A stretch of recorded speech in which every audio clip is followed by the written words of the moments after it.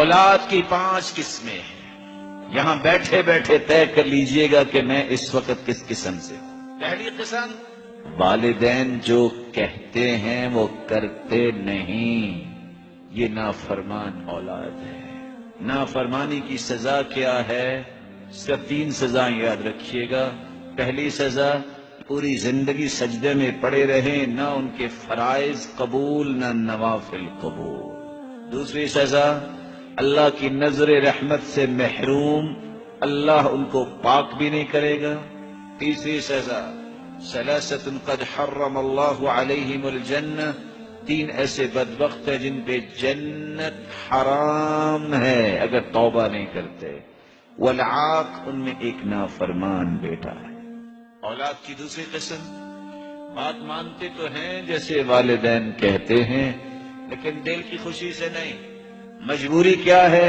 مار پڑے گی، گھر سے نہ نکال دیں۔ فَهَؤُلَاءِ لَا يُؤْجَرُونَ، یہ کام کریں بھی تو اجر نہیں ملے گا۔ یخشی علیہم، ڈر ہے کہ اجر سے محروم ہے۔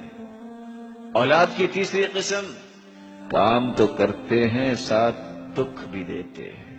بات مانی اور ساتھ احسان جتلایا، تکلیف دی، کیا کہا؟ میں نے آپ کی وہ بات نہیں مانی تھی، میں نے آپ کا یہ کام نہیں کیا تھا، اس وقت بھی میں آپ پہ یہ خرچ نہیں کیا تھا۔ فَهَؤُلَاءِ يُعْذَرُونَ، یہ لوگ کام کرنے کے باوجود نیکی نہیں گناہ لیتے۔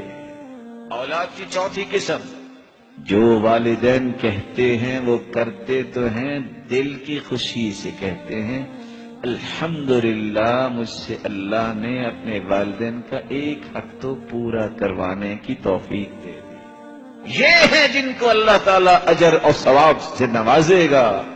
5ویں اولاد، الذین یفعلون ما یریدہ الوالدان، والدین کہتے نہیں، والدین کی خواہشات ہوتی ہیں نیکی کی، بلندی کی، رفعت کی، کہنے سے پہلے جو اولاد ان کی خواہشوں کو پورا کر دے، یہی اولاد اللہ کی ہاں سب سے بلند مقام حاصل کرنے والی ہے۔